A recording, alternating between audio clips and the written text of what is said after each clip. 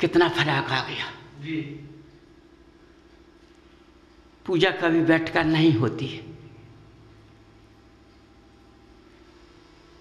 क्योंकि जब भगवान के समक्ष तुम खड़े हुए तो विनय पाठ में तुमने क्या पढ़ा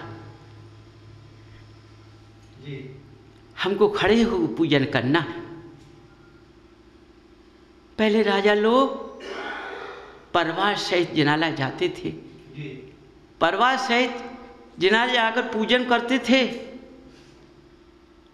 आज के पुरुषों ने पूजन का मार्ग ही बदल दिया है।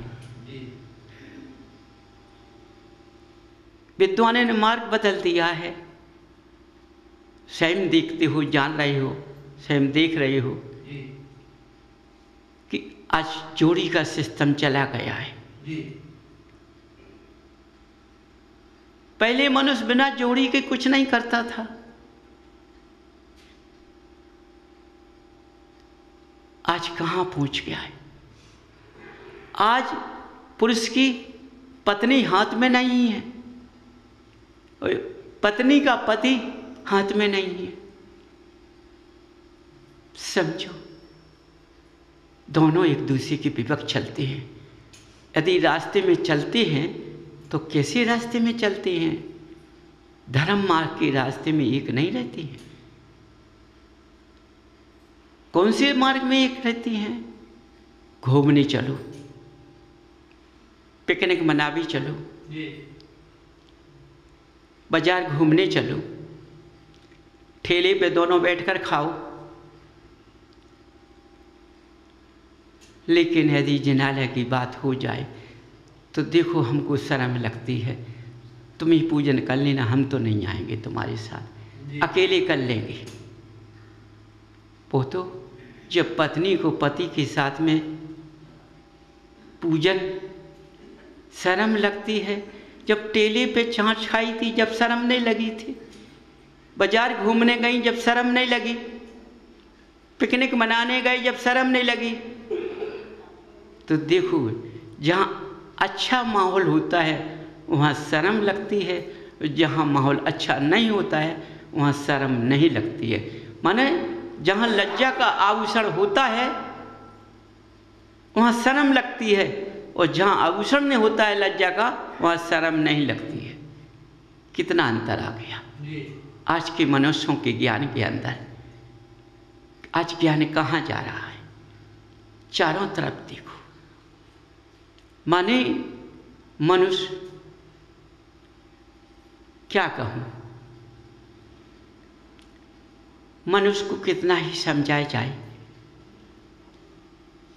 जरा भी अंदर प्रवेश नहीं करता है, अंदर अपनी जागृति को पैदा नहीं कर रहा है। तो सुनो बंधुओं, एक दिन जब शरीर नाकाबिज हो जाएगा, एक दिन याद जरूर आएगी। जब इस शरीर चलने से थकित हो जाएगा या किसी वेदना में बैठा होगा या किसी आपत्ति में बैठा होगा या चारों प्रकार की आपत्ति आ चुकी होगी, उस दिन याद जरूर आएगी। यदि मैंने जन्म लिया है, यदि धर्म मार्ग पे मैं चल जाता तो इस आपत्ति को सहन कर लेता, और ये आपत्ति इतनी बड़ी मेरे पास नहीं आती, छोटे रूप में निकल जाती जी। उस दिन क्या है समझो बंधु, जब चिड़ियाँ खेत चुन जाती हैं फिर क्या होता है? फिर क्या रखाते हो? तुमने अपना पूरा शरीर कैसा निकाल दिया है। पहले मनुष्य अपने शरीर को धर्म मार्ग में लगाता था जी। धर्म मार्ग में ज्यादा समय देता था जी। आज का मनुष्य धर्म मार्ग में कम समय देता है और लक्ष्मी के चक्कर में गोते खाता है। ये बताओ, अपने अंदर से पूछो ना, ये लक्ष्मी तुम्हारे पास कब तक रहेगी? कोई पता नहीं। हर मनुष्य अपने अंदर से पूछे, क्या हम जब मरेंगे इस पुद्गल को ये जीव छोड़कर चला जाएगा तो लक्ष्मी साथ ले जाएगा? नहीं।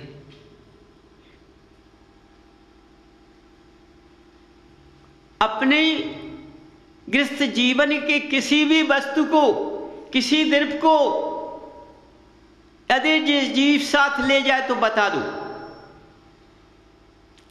यदि जीव निकलते वक्त पुद्गल से तो मालूम पड़ जाएगा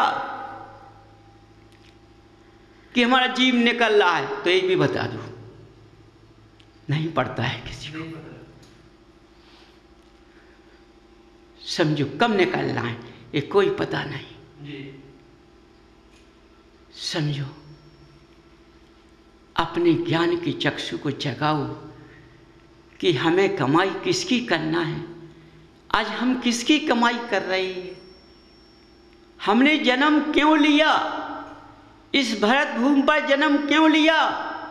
हमें महावीर की संतान क्यों कहा गया?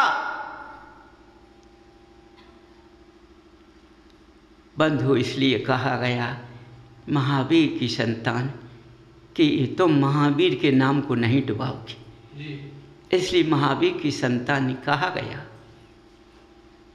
लेकिन समय बदल चुका है। अब तुम महावीर की संतान कहने योग्य नहीं हो।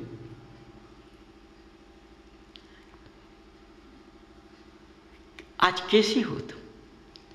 समझो ना, तुम्हारा पुत्र तुमसे बदल जाता है जी। तुम्हारी गृहस्थ जीवन की पत्नी तुम्हारे साथ तुमको जवाब दे देती है, तुम्हारा भाई तुमको बदल जाता है। समझिए क्या रिश्ते पड़ गए हैं। समझिए, अपने अंदर जागृति पर तो ज्ञान की। इसलिए यदि तुम्हारे पास में धर्म होता ना, कुछ भी भगवान का अंश होता ना, तो तुम्हें अपने गृहस्थ जीवन के रवैये का पूरा पता होता। समझ जाइए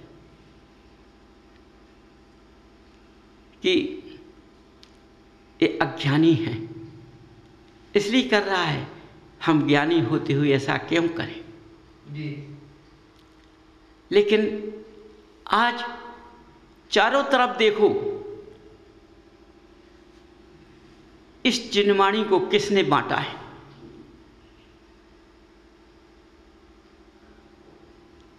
ज्ञानियों ने। जी। खंड खंड कर दिए इसके। सत्य महाराज। क्या है? अपने अपने क्रिया के अनुसार धर्म को चलाते हैं। जी। धर्म किसी क्रिया के अनुसार नहीं चलता है। धर्म जो होता है उस रास्ते से चलता है, दूसरा रास्ता नहीं होता है। लेकिन आज के महान पुरुष चारों तरफ देखो कैसा डंका बजाकर चलते हैं। समझिए, देखते ही चकित हो जाते हैं। आज का इस भरत क्षेत्र के ऊपर, भरत क्षेत्र में आकर के किस तरह का धर्म चल रहा है।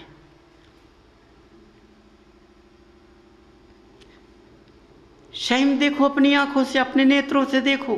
जी। चारों तरफ निहारो, देखो भगवान ने जन्म लिया था, इनके पास कितनी संपत्ति, ये कैसे राजा थे, कितनी दौलत थी। लेकिन जब उन्होंने सोचा संसार असार है, इस जरा से उसमें इन्होंने अपना राजपाट त्याग दिया। कितने साथी इनके साथ चले गए। जब ये निकले, इन्होंने राज को छोड़ा, राज की तरफ मुड़कर नहीं देखा। क्या हुआ? उस लक्ष्मी से प्रेम नहीं किया। जी। आज के मनुष्य घर छोड़ देते हैं, लेकिन पराई लक्ष्मी से प्रेम करते हैं। जो लक्ष्मी रहना नहीं है, लेकिन नाम के वसूत उस लक्ष्मी से प्रेम करते हैं। जी। इन्होंने इतनी तपस्या की, वनों में जाकर जब इनकी ज्ञान की उपलब्धि पैदा हो गई तो इनका समूह सब रचकर तैयार हो जाता है। समझो, देखो, जब जन्म लेते हैं, जब सौदर में इंद्र आता है, जब भगवान को केवल ज्ञान प्राप्त होता है तो कुबेर रचना करता है। जी। कितने योजन में कुबेर रचना करता है। जब इनकी चारों तरफ वाणी फिरती, इनके 4 मुख हो जाते हैं। जब इनकी वाणी फिरती है, वो वाणी का दान है। जब मैंने बैराग लिया है तो हमारे मुखारबिंद से वाणी का दान होना चाहिए। क्या वाणी का दान दिया? कोई लोभ लालच नहीं। समझो, इन्होंने पीछे मुड़कर नहीं देखा। जी। आज का, उस समय का इतिहास पढ़ो और आज का इतिहास प्रत्यक्ष देखो, कितना अंतर है धरती आसमान का। जी। समझो, क्या कहूं। पहले मनुष्य कितना पवित्र होता था, कभी अपवित्र नहीं होता था। मनुष्य अपवित्र नहीं होता था। अब तो मनुष्य बिना अपवित्र के है ही नहीं। उसका मुखारबिंद भी पवित्र नहीं है। सत्य है। वह अपने से स्वयं सोचे कि मैंने जैन कुल में जन्म तो लिया है, लेकिन सत्य है कि मेरा मुखारबिंद भी पवित्र नहीं है। तो शरीर कहाँ से पवित्र हो जाएगा? जी। जब शरीर पवित्र नहीं होगा तो भगवान कैसे मिल जाएंगे? सत्य है। समझिए, तो महान ज्ञानियों, अपने ज्ञान को चकाओ ना, ज्ञान के बिंदु से चलो ना। इस माया से कुछ नहीं रखा है। माया हमेशा चलती है, थकती नहीं है। इस माया के चक्कर में नहीं पड़ना चाहिए, क्योंकि तुमने मोक्ष लक्ष्मी से प्रेम किया है। तुमने इस लक्ष्मी से प्रेम नहीं किया है, लेकिन तुमने मोक्ष लक्ष्मी का त्याग करके इस लक्ष्मी से प्रेम कर लिया। ज्ञानियों, कहाँ गया ज्ञान तुम्हारा?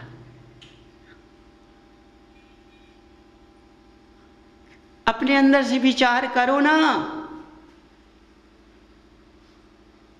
विधान कराने से धर्म नहीं होता है। ऐसी वाणी बिखेरो, मनुष्यों के अंदर प्रवेश करके उस रास्ते पर आ जाए। बच्चा बच्चा जब अपने अंदर से तुम्हें वाणी के द्वारा अवक्ष का त्याग करने लगे, समय से जनालय जाने लगे, पवित्रता के साथ जनालय जाने लगे, तभी तुम्हारी वाणी काम कर सकती है, अन्यथा नहीं। तभी तुमने मोक्ष के रास्ते को अपनाया है। अभी कोई नहीं अपना रहा है। जी। समझो, वेशभूषा बदलने से कुछ नहीं होता है, क्योंकि तुम्हारी जनवाणी कहती है कि देखो बेटे, परम पिता से कभी मायाचारी नहीं करना चाहिए, पाखंड लीला नहीं करना चाहिए, क्योंकि इनसे बचकर कोई नहीं जा सकता है। ये जिनवाणी माँ के उत्तर है। ये सारे प्रश्न गृहस्थ के जीवन के महान विद्वानों को ये जिनवाणी समझाती है। तुमने पन्ने पन्ने पलट दिए तब भी प्यार से बोलती है, बेटे सोचो, क्योंकि माँ का हृदय बड़ा कमज़ोर होता है, माँ का दिल बड़ा प्यारा होता है। भाई अपने बच्चे को गिरते हुए नहीं देख पाती है, सीने से लगा लेती है। और आज का बच्चा अपनी माँ को ठुकरा देता है, अपने पिता को ठुकरा देता है। समझो ये कहाँ से रास्ता निकला है? ये स्वयं गृहस्थ जीवन से रास्ता निकला है और कहीं से नहीं निकला है। जी। तो देखो, जहाँ सत्य होता है, सत्य का स्थान सत्ता पे ही रहता है और सत्य के पास कोई आ नहीं पाता है। जी। सत्य का तेज इतना होता है, अच्छे से अच्छा विद्वान सत्य को झुक जाता है। जी। असत्य को कोई नहीं झुकता है। तो समझो, गृहस्थ के जीवन के व्यक्तियों, मनुष्यों, अपने ज्ञान को जगाओ। मैंने जो जन्म लिया है, अपने अंदर सत्य का व्यवहार तो रखें। सत्य से सब कुछ मिल जाएगा। सत्य से लक्ष्मी नहीं भाग पाएगी, वो लक्ष्मी भाग जाएगी। उसको लक्ष्मी से प्रेम नहीं करना है, लक्ष्मी से प्रेम करना है, क्योंकि लक्ष्मी 8 प्रकार की होती है। जी। समझो, यदि तुमने लक्ष्मी से प्रेम कर लिया तो 8 लक्ष्मियाँ तुम्हारे पास धीरे धीरे आ जाएंगी, लेकिन बहुत मुश्किल है। समझिए, अपने आप स्वयं गृहस्थ जीवन में एक कमल के फूल के आसन पर तुल जाओगे तुम। जब ऐसे मन के विचार को तुम अपने बदल दोगे, उन रास्तों पर चल दोगे, तो तुम्हारा मार्ग का चलना, रास्ते पर चलना और देवों के वैभव को देखना तुम्हें मिल जाएगा।